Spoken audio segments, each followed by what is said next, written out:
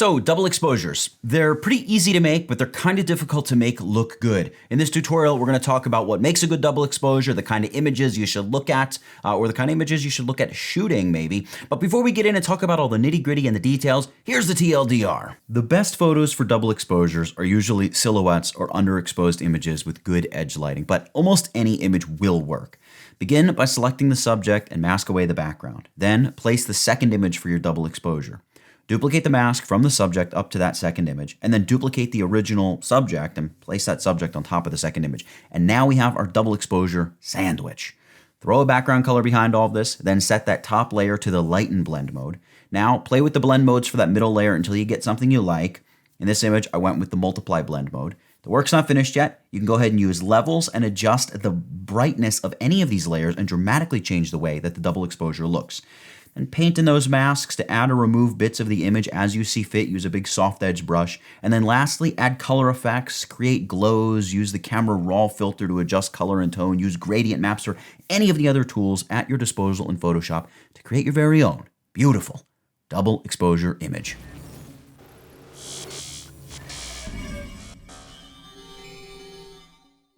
So yeah, pretty cool. We're going to talk about how to create double exposures, kind of like that. If you like that, stick around, check this out. We're going to jump into Photoshop and get started right now. All right, so here in Photoshop, we are going to sort of use this image, we are actually going to use this image, and we're going to double expose it with this image of this train sort of serpentining its way through the landscape. Both of these images are images that are available on a website called Pexels. I will have them linked down in the description to this video.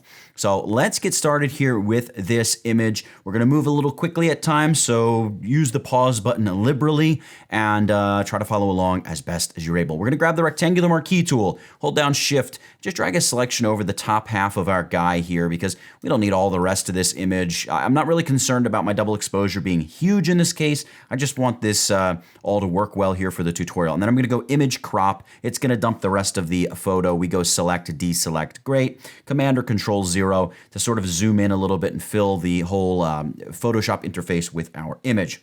Let me bring up Adobe Acrobat for a second, and I don't know if I've ever shown one of these here on any of my tutorials before, but I like to create these mood boards for a lot of the tutorials that I make, where I just scour the internet and find examples, Behance, Dribbble, all of these different sort of inspiration-centric websites for different ideas and kind of what other people are doing and how this stuff looks to give me an idea of what will make good videos. That's kind of beside the point here. But what I want to talk about is what makes a good double exposure. So I gathered up a whole bunch of different images here, and it's a massive mood board. I really did not optimize it at all. You can see it's really janky and bouncing around. But the primary thing that I found when I was looking at double exposures is, to me, the best, most impactful, and easiest to make look good double exposures are profile images of people where if you got rid of all the detail and just had a silhouette, you could still very clearly distinguish and determine, yep, that's a human head.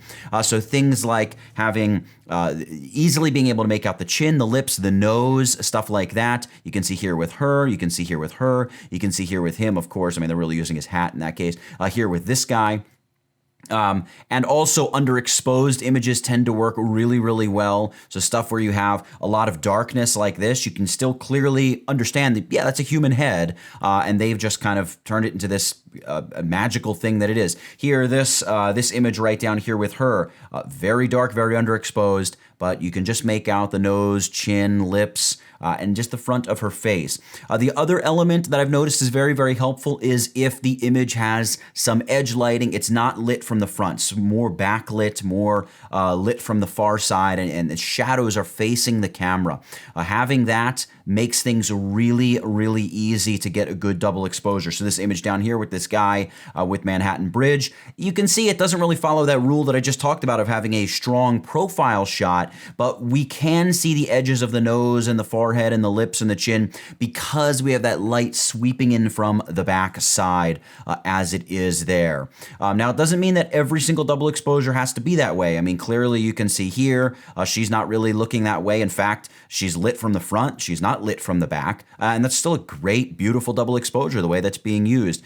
These images here are stunning, and that's not lit from the back, and it's also not a profile shot. So it seems to be generally the rule, but there are plenty of exceptions, as in all things artistic, where you can still get great images using other elements. But if you're looking to jump into double exposures and you're looking for photos to get started with, things like profile photos of people, and particularly profile shots where the far side, they're being lit from sort of the back side, those type of images seem to work the best. If it's underexposed, that's just additional bonus.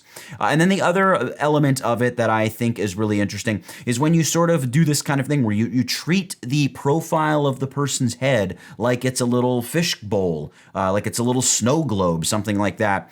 And then if you do want to escape from that, you can do things like adding elements, birds, sort of this disintegration of particles, things like that, plants that are popping up out of it. A lot of times if you're going to superimpose over your double exposure an image like this here of the New York City skyline, where the sky just becomes completely blown out, and you can use something like the multiply blend mode and just completely blend it up to nothing. Things like that can be very effective and lend themselves to a really good double exposure. Same thing here with Manhattan Bridge. Like, the bridge is there, but you don't see the sky and everything associated with it. So either you have something where the sky is totally blown out and you can easily use a blend mode to drop away the sky, or you're going to need to make a very complex selection. Of course, you can do either of those things in Photoshop, but these are some of the things that I've noticed as I've looked for effective assets to build double exposures with. So with all of that out of the way, let's use this image that we found. And notice he follows a lot of those rules. Profile shot, a lot of backlight coming in. We've got the light falling onto his back shoulder. It's wrapping around his face. He does still have some light coming in from the front, really probably being reflected off of this building here, camera left. But this image is going to work just fine for us. So we're going to make a selection of him using the quick selection tool here. And that's pretty good. Photoshop doesn't always do a perfect job, and because this is just going to be kind of a rough selection, I'm going to go in with the polygonal lasso tool here. I'm going to zoom way in on his face and just make sure that we have everything that we want selected. So polygonal lasso tool, I'm going to look to add to the selection. Probably don't need any feathering on there. And I'm just going to create a quick selection here wherever I need to clean up the edges. Once we have our selection, we're going to hit the select and mask button. You can also just go select, select and mask, just like that. And here in Select and Mask, I'm not really concerned with making a perfectly clean edge anywhere. Maybe that'll come back to bite us a little bit later. But what I'm primarily concerned with is just cleaning up the hair a little bit. I'm going to do that using the Edge Refine brush here. I can make this a little bit bigger and just paint over these edges, something like this. I'm using a tablet. You don't even really need to use a tablet for something as simple as this. And we're just going to clean up around the edges a little, and kind of whatever Photoshop gives us should probably be good enough, right? Is it perfect? No. Are we that concerned about it? Also, no. Once we have all of this is probably fine. I'm going to come down here to the output to area, and I'm going to choose to just output this to a new layer with layer mask, and we'll hit OK. And you can see we've duplicated the layer and we've got our nice layer mask. I'm going to double click and I'm going to name this layer 0. This is going to be our get me back home kind of layer. If we mess everything up, we are going to save this layer. We've got a great selection of him. This is going to be kind of our fallback if everything goes completely sideways. So I'm going to duplicate this layer, Command or Control J, and I'm going to right click on the 0 copy layer. Well, I'm actually not going to right click because as you can see that moves off screen. I'm going to go Layer, Smart Objects, Convert to Smart Object. And then I'm going to rename 0 copy Subject. Now I am going to duplicate the subject, so Command or Control J. And the top subject layer, I'm going to call this the Lighten layer. And what we need to do now is create what we referred to before in the TLDR as the double exposure sandwich. That's where we have the subject on top, the subject on the bottom, and the image being double exposed in is going to be in between them. Excuse me there, I get a little emotional thinking about it or something. I'm going to grab the image here. In fact, I'm just going to go select all, and then just choose Edit, Copy. This is probably easy enough. And then Edit, Paste. just like that. And you can see it's pasted in our train image in between. I'm going to name that layer train. We're going to convert this to a smart object before we start changing sizing or anything like that. So layer smart objects, convert to smart object. And then we're going to go edit free transform right here. I'm going to zoom out a little bit just so we can see the entirety of our transform box. I'm going to make this quite a bit smaller. Maybe something kind of like that. Before we perfect this though, we got to make a couple changes here. First and foremost, we're going to shut off our top lighten layer. We're going to reduce the opacity of the train layer. And then we're going to do something that I forgot to do a moment ago. So let's just reduce the opacity of the train layer because we can't quite see where we're going. All right, that's probably good enough. We can see where the train would fall in this double exposure portrait of him. I'm going to shut the train layer off for a second. Let's go back into our subject smart object. So I'm going to double click on subject. It's going to open up the smart object here. I want to get rid of a bunch of the bottom part of him. I really should have done this before I converted this to a smart object, but I didn't. I'm going to just select maybe this chunk of him here, and we're going to fill this mask with black. So select the layer mask here, and black is my foreground color, so I can just hit Option Delete. That would be Alt Backspace on the PC, and then Command or Control D to deselect. I can just save this image, File, Save. It's going to save that smart object, and we can just close it, Command or Control W, and we are going to have that cut off. It doesn't look like we cut it off because our 0 layer is still active, so I'm going to just shut that off. And here is what we want. So I'm actually going to delete the lighten layer here. See, I make plenty of mistakes. We're going to select the subject, Command or Control J to duplicate it again. We're going to rename this layer lighten. I feel like we just did this a minute ago.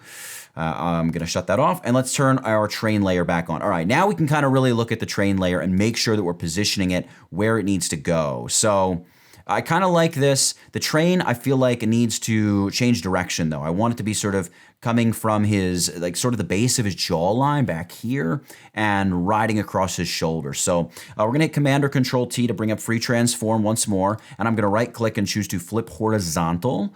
And that looks much, much better. And as I'm looking at it, I'm noticing here the angle of the trees really follows the angle of his hairline. And I like that. So I'm actually going to move this down a little bit like this. Just so his hair, you can see his hair sticking up above the tree line. I didn't mean to hit place, but I suppose that's fine. The position isn't too bad. I want to make one little change here. I want to make the image a little bit bigger, kind of something like that. Bring the train down a little bit, and I could probably nudge it down a little too. Something like so. That looks pretty good. Of course, you can continue to make a million different adjustments. I'm going to hit the check icon to commit that change, and we're going to set the opacity of our train layer back to 100%. What's going on here? We still don't have a double exposure. What's taking so long? Well, what's taking so long is we're doing a lot of preparation to begin this effect, and it all begins right now. We turn on that lighten layer, and we are going to set this to the blend mode of, you probably guessed it, lighten. You can see we're starting to get somewhere. And notably, what we've got is the backlight that is showing up here on top of our train image. Now, all of this is interacting with the brightness levels of our train layer. So if you have a very bright image that you are double exposing, you may need to use a different blend mode. In my case, lighten works well. You may want to take this image, like the train image, and do something like image adjustments levels. And here you could do something like darken the image, and that's going to make more of your lighten layer show up. See how much more of him is appearing? Or if you got too much showing up, you may want to lighten your image a little bit. So there's a lot of things you can do like that to begin adjusting the image and making the blend work the way you want the blend to work. And the same, by the way, goes for your lighten layer. Also note, this is just a little side tangent, because we're working with a smart object, it applies that levels adjustment as a smart filter. So you're not stuck with it. You can go and shut it off or double click on levels and make some adjustments to it later on if you decide, you know what, I need to keep tweaking this. That's just one more advantage to converting all this stuff to smart objects. By the way, you can do the same here with the lighten layer. We could brighten it up if we need to brighten it up. We could cool off those highlights a little bit. We could boost the brightness and the shadow parts of it. Whatever needs to be done, you can do it. A lot of flexibility here. All right, let's focus here on our zero mask. We need to copy this up to lock our train image within our guy. You're going to see a quick problem here. I'm going to drag this up by holding down the Alt or Option key and drop it on the train image. Now the problem obviously is because I didn't create my zero mask cutting him off at the shoulder, right? It's still just allowing it to go all the way down to the bottom of the image. The train double exposure effect is going to continue beyond the bottom of him. So that's obviously a problem. So I'm just going to undo duplicating that mask. And instead, I'm going to Command or Control click on our subject. It's going to load him as a selection. And then on that train layer, I'm just going to hit the Add New Mask icon. And now it is masked within just him. Let's go ahead and try to blend the train to our subject beneath a little bit better than it is right now. And we've got some edge issues, right? A lot of gunky stuff going around the edges. Don't worry about all that. Let's select our train image. I'm going to double click out in this gray area of the layer, and it's going to bring up my layer style dialog box. And here I'm focused on this blend if area. I'm going to come down to the black slider, hold down my Alt or Option key, and just split that handle, and then drag it over just until these trees are kind of blending in with some of the darker parts of the image. So something like that is probably good. I'm going to hit OK because we're going to duplicate this layer, Command or Control J, and I'm going to set this top layer to the screen blend mode. So I'm going to name the layer Screen just so I know what's going on here. Screen, it's way too bright. It's blowing everything out. Don't worry. We've got this thing here called the opacity slider. We're going to knock this back. I don't know, 35, 40%, whatever seems to look pretty decent for us.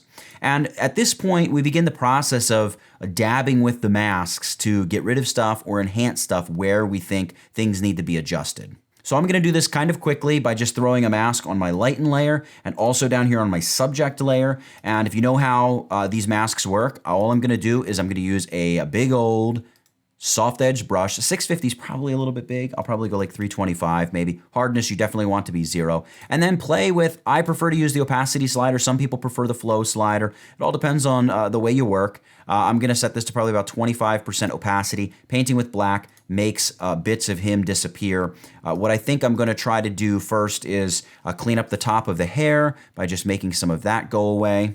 Maybe I'll make the strength of my brush a little bit more powerful. So I'm going to clean up some of that up there. I'll come down to the train layer down here. My mask went a little wonky for a second. I'll come down to the screen layer here, and you can begin looking at it and saying like, yeah, we want to see more of his chin. Remember, we're focused on that profile, maybe here around where the collar of his jacket would meet his neck. We want to see a little bit more of that. Maybe I want to make the bottom just a little bit darker, something like so. I'll select the actual train layer. Also, I'm going to paint away some of this here on his chin, maybe up here around his face next to the glasses. And I'm just going to go through this and dab away areas that I want to be more or less visible.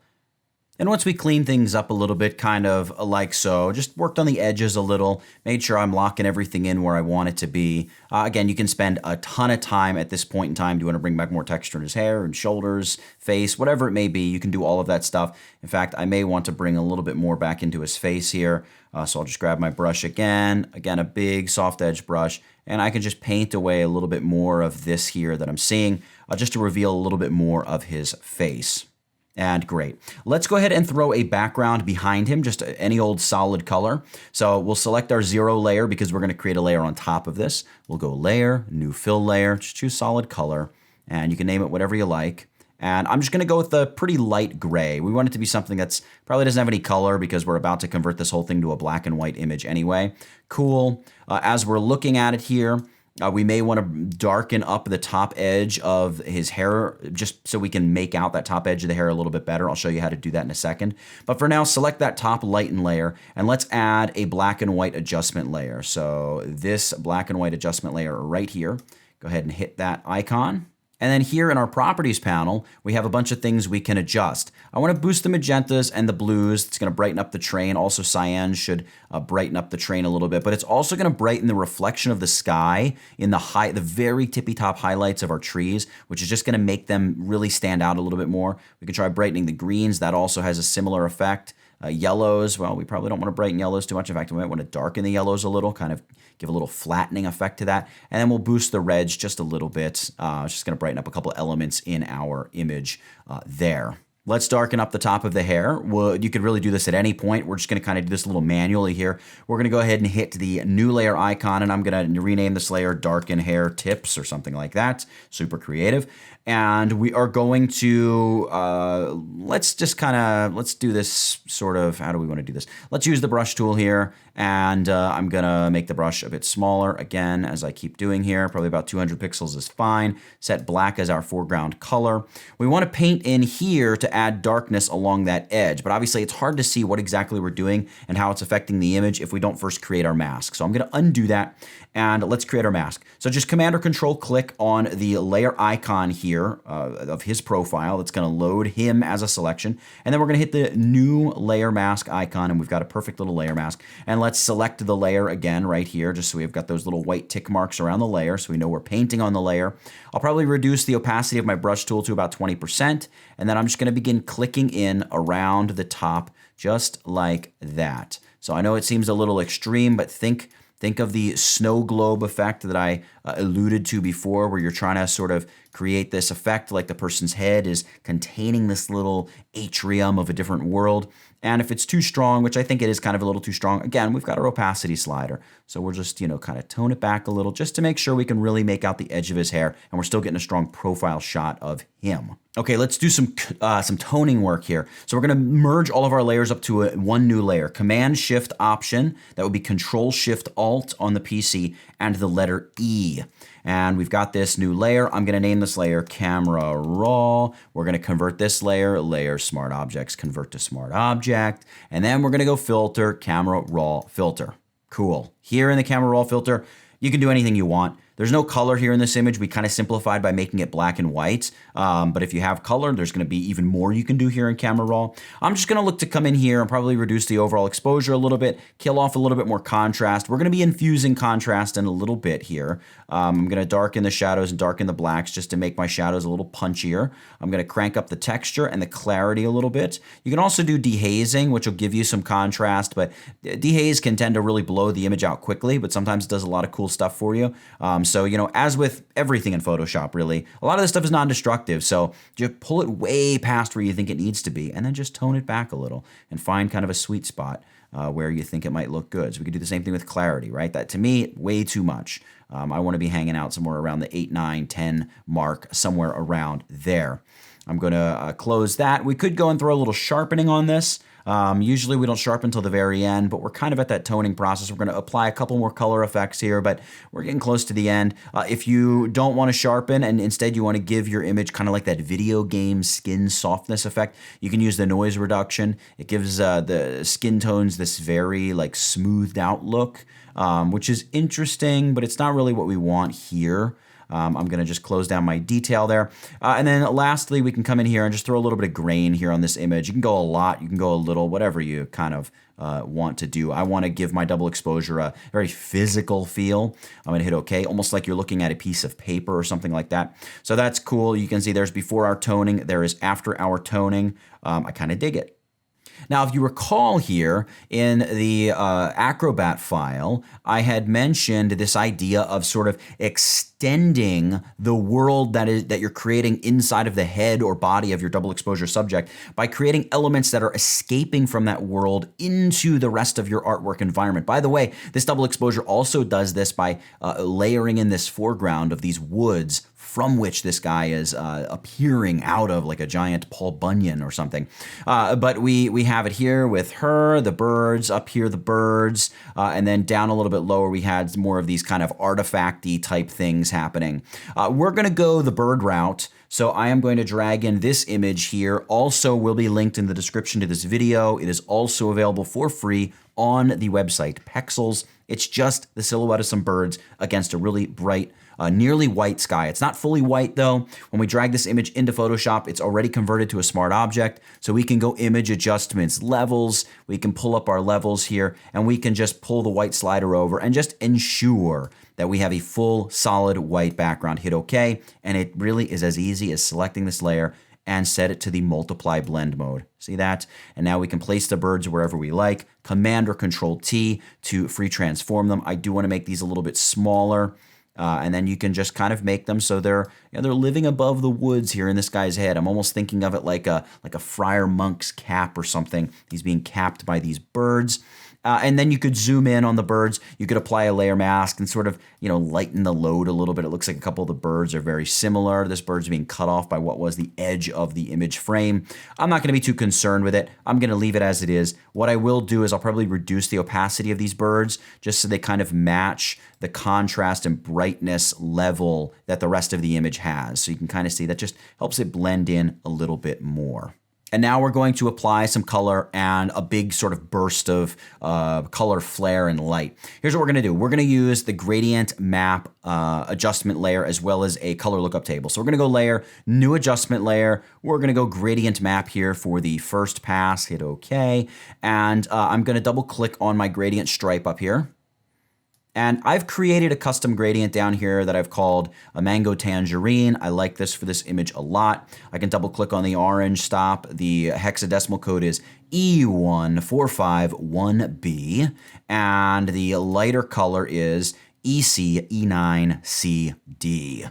Now, at this point, depending on the brightness levels in your image, you may want to pull up on your color stop in either direction. You can really change the way that the gradient map is applied over your image. You may want to go lighter, darker, whatever it may be. I kind of dig that. I'm not gonna lie. I kind of like that a lot. I'm gonna hit OK, and we're gonna even make this more extreme by applying, like I said, a color lookup table, new adjustment layer, color lookup.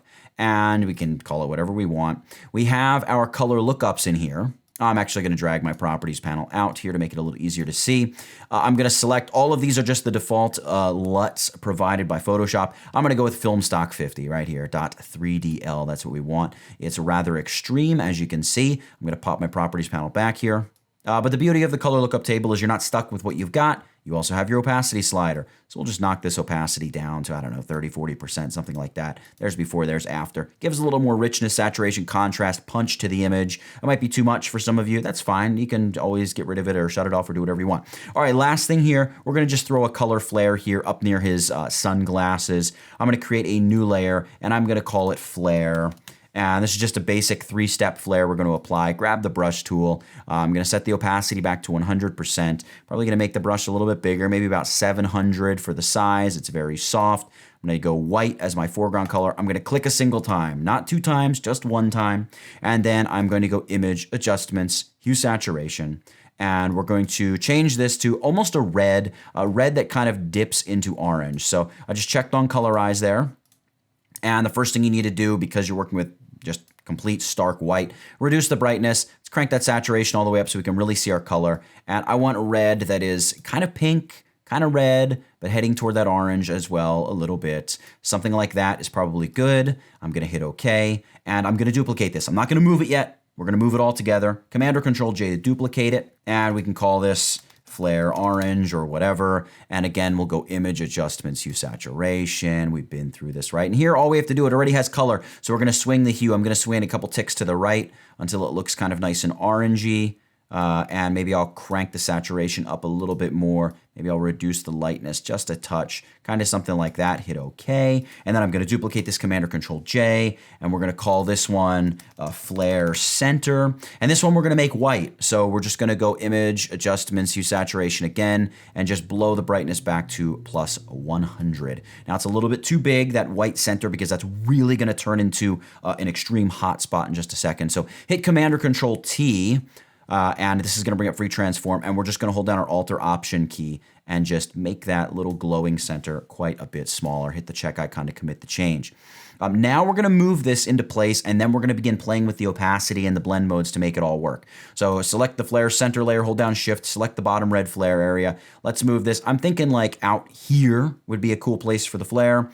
Let's go down to the base of our flare. We're going to set this to the screen blend mode. We're going to go to flare orange. We're going to set this to the screen blend mode as well. And then for flare center, we're going to set this to the linear dodge add blend mode, but that's not it. We're going to double click on the gray part of the layer out here. In the layer style dialog box, we want to uncheck this transparency shapes layer. And that's gonna make it like a little mini sun where it's just bleeding into the color and really interacting in a very interesting way with the layers beneath it. Now, let's go down to the red and just reduce the opacity of this, probably knock it down around 40 or 50. The same thing with the orange, take it down around 40 or 50. And then with flare center, we wanna use the fill opacity.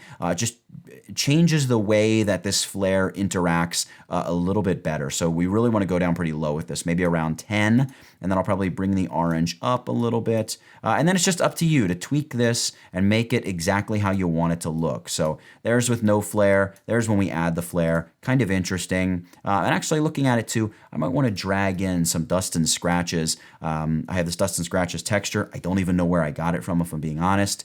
You would just stretch this over your image. You can find these kind of texture files all over the internet though.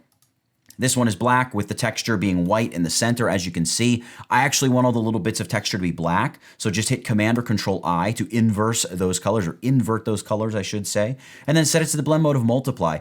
Or in this case, we could even go color burn, which is going to make the effect a little bit more subtle and also cause more of that orange and red to come through those dark spots, and then just reduce that opacity until you just have a subtle dust and scratches effect, just like that. So there you have it. That is our double exposure in Photoshop. If you enjoyed this tutorial, make sure you hit the little like button, subscribe to my channel, turn on those notifications so you never miss another upload in the future. Follow me on Instagram if you haven't already. Thank you guys so much for watching. I really appreciate you sticking around to the end. Thank you so very much. That's it for this one. Get it? Got it? Good. Nathaniel Dodson, tutvid.com. I'll catch you in the next one.